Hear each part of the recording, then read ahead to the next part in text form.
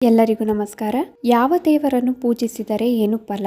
ರಾಶಿಗನುಗುಣವಾಗಿ ಯಾವ ದೇವರನ್ನು ಪೂಜಿಸಬೇಕು? ನಾವು ದೇವರ ಪೂಜೆಯನ್ನು ಮಾಡುವ ಮುನ್ನ ಯಾವ ದೇವರನ್ನು ಪೂಜಿಸಿದರೆ ಏನು ಫಲ? ಯಾವ ರಾಶಿಯವರು ಯಾವ ದೇವರನ್ನು ಪೂಜಿಸಬೇಕೆಂಬುದನ್ನು ತಿಳಿದುಕೊಂಡಿರಬೇಕು.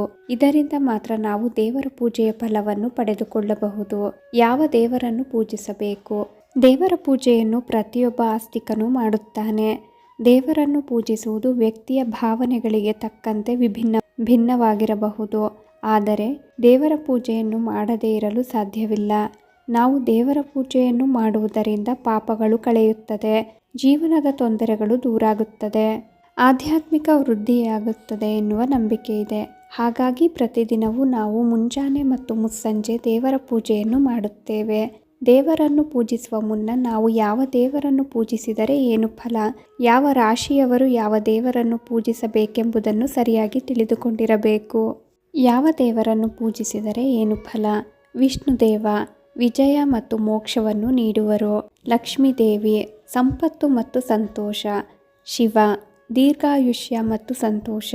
ಪಾರ್ವತಿ ದೇವಿ ಯುಕ್ತಿ ಮತ್ತು ಶಕ್ತಿಯನ್ನು ಕರುಣಿಸುವರು. ಗಣೇಶ ವಿದ್ಯೆ ಮತ್ತು ಕಾರ್ಯಸಿದ್ಧಿ. ಆಂಜನೇಯ ಬಲ ಮತ್ತು ಕಾರ್ಯಸಿದ್ಧಿ. ರಾಘವೇಂದ್ರ ಸ್ವಾಮಿ ಸಕಲ ಇಷ್ಟಾರ್ಥ ಸಿದ್ಧಿ. ದುರ್ಗಾದೇವಿ ಧೈರ್ಯ ಮತ್ತು ರಕ್ಷಣೆ. ಸುಬ್ರಹ್ಮಣ್ಯ ಸ್ವಾಮಿ ಸಂತಾನ ಮತ್ತು ನಾಗದೋಷದಿಂದ ಮುಕ್ತಿ. ವೆಂಕಟೇಶ್ವರ ಸ್ವಾಮಿ ಸರ್ವಸಿದ್ಧಿ.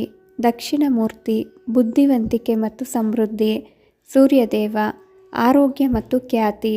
ಶನಿದೇವ ಆಯಸ್ಸು ಮತ್ತು ಸಂಕಟದಿಂದ ರಕ್ಷಣೆ.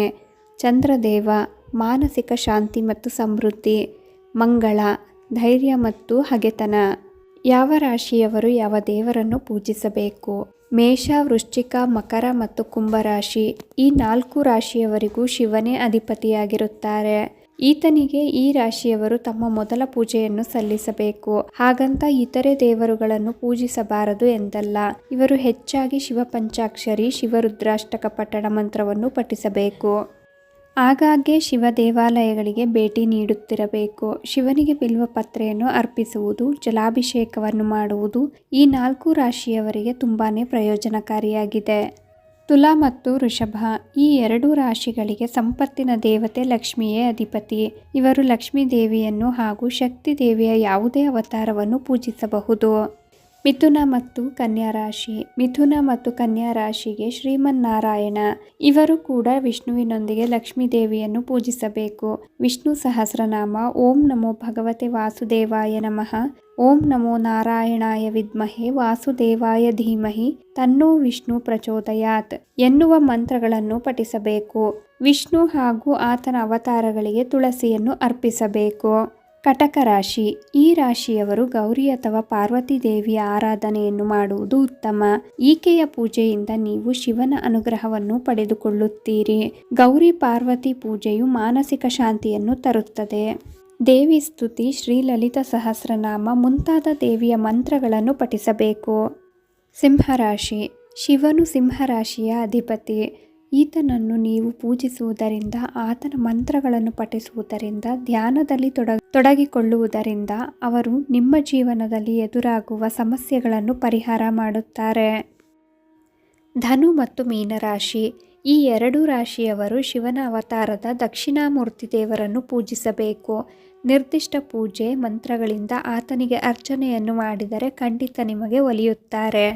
ಎಲ್ಲ ದೇವರು ಎಲ್ಲರಿಗೂ ಇಷ್ಟವಾಗಬೇಕೆಂದೇನಿಲ್ಲ. ಯಾವ ದೇವರನ್ನು ಪೂಜಿಸುವುದರಿಂದ ಯಾವ ಫಲಗಳನ್ನು ಪಡೆದುಕೊಳ್ಳಬಹುದು ಎಂಬುದನ್ನು ತಿಳಿದುಕೊಂಡಿರಬೇಕಾದದ್ದು ಉತ್ತಮ. ಹಾಗೂ ಯಾವ ರಾಶಿಯವರು ಯಾವ ದೇವರ ಆಧಿಪತ್ಯವನ್ನು ಹೊಂದಿದ್ದಾರೆ ಎಂಬುದನ್ನು ತಿಳಿದುಕೊಂಡಿರಬೇಕು.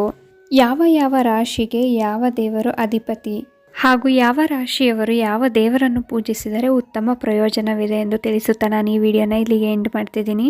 ಈ ಮಾಹಿತಿಗಳು ನಿಮ್ಗೆ ಇಷ್ಟ ಆದರೆ ದಯವಿಟ್ಟು ನಮ್ಮ ಚಾನಲ್ಗೆ ಸಬ್ಸ್ಕ್ರೈಬ್ ಆಗಿ, ಲೈಕ್ ಮಾಡಿ, ಶೇರ್ ಮಾಡಿ, ಹಾಗೆ ಕಮೆಂಟ್ ಮಾಡಿ.